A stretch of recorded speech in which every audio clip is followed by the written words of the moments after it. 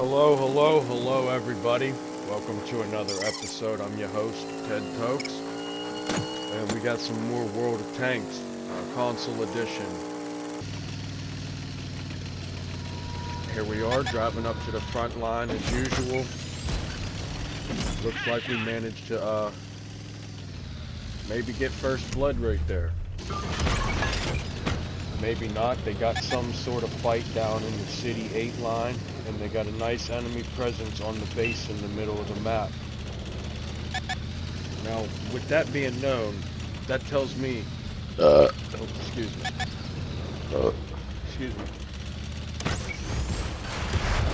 But that tells me that this entire team force that's in this 1 and 2 line over here, they're going to need to actually do something, because unless this medium and destroyer and C1 and B2 are actively helping, even the 1 line here, these two next to me, we can't get around this enemy group that's at the center of the map. We can't flank and get behind these enemies in the 8 line of the city down here on the shoreline, or on the harbor there. Looks like we get past that first heavy, or it backs up enough. I can't really remember. I wasn't paying attention there. Looks like we might have beat that first heavy, and now we're rotating this next one. And with that light tank not really helping that heavy, that light tank just kind of backing off over that hill over here that we're driving towards now. So that's going to make it pretty easy for us to get rid of that heavy without any actual threat. Besides that heavy that could be completely disregarded and turned irrelevant because it's being face hugged by one of the teammates, and the armor is able to make the bullet kind of ineffective. We managed to get rid of that support. Boom, get rid of that one. And now we're moving on. We're able to rotate to the middle of this map, try and get some of these enemies off of this objective, because we've lost most of our team presence there. We've had players start to push that 1 line with us as they chose to support and bail on their positions. But that's just going to allow the enemies to take more control of this center area here. As you can see, we fast forward here, and you can see how the emblems are traversing around, picking off teammate after teammate. You got this medium trying to make its last chance escape behind the 2 heavies that are pulling up back to the objective if they weren't already there, or pulling up to the objective for the first time. Now, here's where things kind of get interesting. You can see it's a 6v5, and honestly 75 to 90% of the players were participating. I'd have to say that destroyer and A2, B2 chilling there all game, that's one of the main threats to the teamwork's outcome. Everybody worked pretty hard to get a good outcome that time, even if they didn't have the skill or capability to do so. They at least put in the effort and the presence to possibly achieve some sort of potentiality, right? Good or bad, right? They at least made an impact on the outcome, unlike that destroyer who hid up in the corner all map. Alright, now the next match, you're going to kind of see the same thing, and I'll show you how the team's procrastination is exactly why they lose tank after tank instead of beating tank after tank, or destroying enemy tank after tank. Because, now watch. You can see me doing a pretty decent job at scouting. I get shot, but I also do manage to spot 5 of the enemies. You can see them 5 there, a couple in the A line up there, 5, 6, a couple down here in the C line. We got one at 4 and one at 6. And look, this is a lot of teammates here in this 1 to 4 lines, right? You got it from the destroyer down here. You got a heavy, medium, light. You know, all these tanks here have no reason to be stopped right there, because most of them don't even have a shot. If you go look at their POVs or go study that position while you're in a match, say it's the end of the match and you have 80 of your teammates chasing down the last 2 enemies.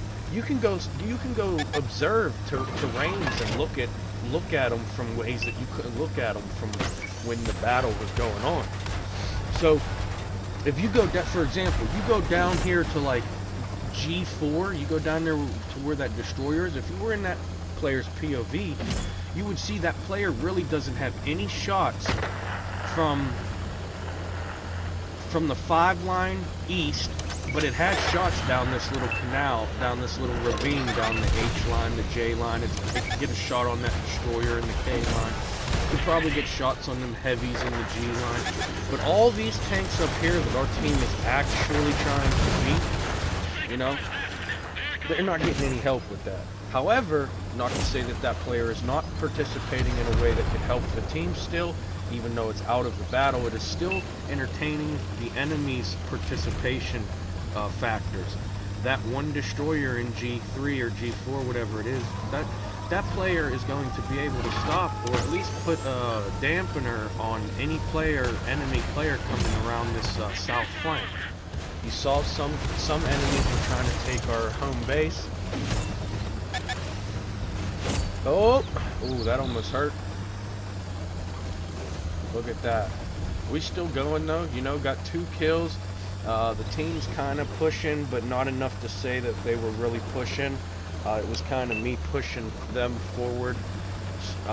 Like the further I went forward is how far they got to go. They didn't really go anywhere. They didn't push to get anywhere. They kind of just got somewhere because they were gotten there. Now I'm dead, you can see. Oh, we didn't watch the end of that match. Okay, so if I had to guess, they probably just sat around, tried to cap the base. Maybe they got it, maybe they didn't. You know, I don't know. This next match, oh man, hey, this tank here is a pretty good tank. I went and bought this tank when it was in the store, and I'm gonna just say it's actually a really good tank, you know? It's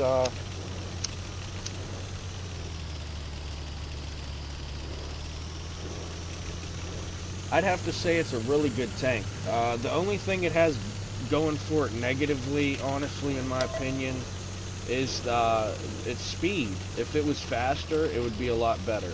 But because of its speed alone, because of the speed alone, the statistic of its speed alone, I couldn't consider this tank an independent, capable tank. This is definitely more of a support tank, one required to have other tanks in the battlefield for this thing to be at its most effective. This tank on its own would probably lose a lot of battles, because all you have to do is, as an enemy, is keep your frontal armor or your strongest armor to the minigun, and the minigun can't really do that much to it. However,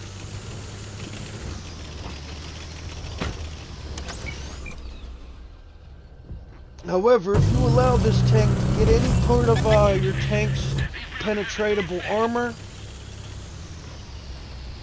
it's going to be a lot different than what that just happened right there. Like I said, you could waste a lot of this tank's time. It only gets to shoot so much. If you overheat it, it really takes a devastating amount of time to recharge, as you'll see. Got Overwatch shooting that tank that we're trying to hit up. Not bad. We got a tank on our right pushing forward, taking a pop shot. They managed to get that guy as the team's Overwatch. We're going to push forward.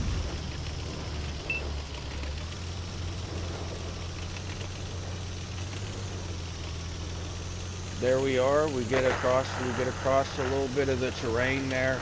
Notice the first enemy that we were able to respot up gets blasted. There's an SS-12 back there we're going to try to eliminate. We do so with the team's help, as well as our own. And then here's another enemy. Now, as you can see, like I said, see how a lot of them bullets bounced? See how a lot of them bullets are bouncing? And now I'm overheated. Look at this. Now, if there wasn't an actual support system in this game, you know, even though it's very rare that it's happening, and actually helping. If there wasn't a support system in this game, I would have died right here. There is no chance for me to outrun that tank's barrel, even with it going as slow as it is. It looks like it's ammo. It looks like it's turned dampened right now. And I gotta wait for the cooldown. Boom, there we go. Tried not to overheat it. Was worried that tank that was taking the barrel of it was gonna get damaged, but I managed to get that tank destroyed before I overheated and or it landed more damage into my teammate. That is how you assist a teammate in a battle instead of just watching a player play a battle so that you can get free points. Yes, so thank you to that player down there in the K line. We appreciate heavies like that. Even if that was the first time you showed up, we appreciate you showing up.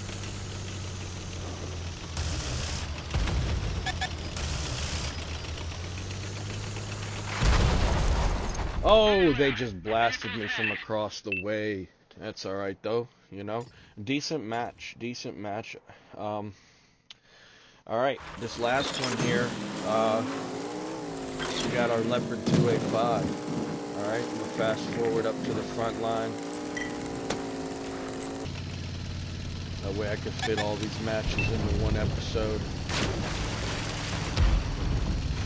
Now eventually I think I'm going to start taking just the battle scenes and making clips of those. But for now we're going to include majority of the match. That way you guys can see how we start up from the beginning. You can see the impact of development throughout the match based on the way that these players actually position themselves. Now, as you can see, we have most of our team force over there in that E-line hill, right? Some of them are pushing a little north to get a flank going. We got a couple heavies over there in an unnecessary part of the map there southeast. And then we have some heavies south of the objective, and if you ask me, they're probably down there because they're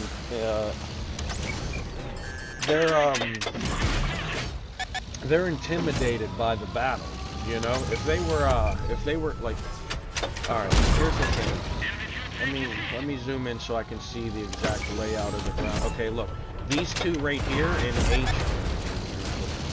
H5, these two heavies, they have 0 shots. They may be shooting this one heavy in H1. That's a terrible position. You're not actually helping.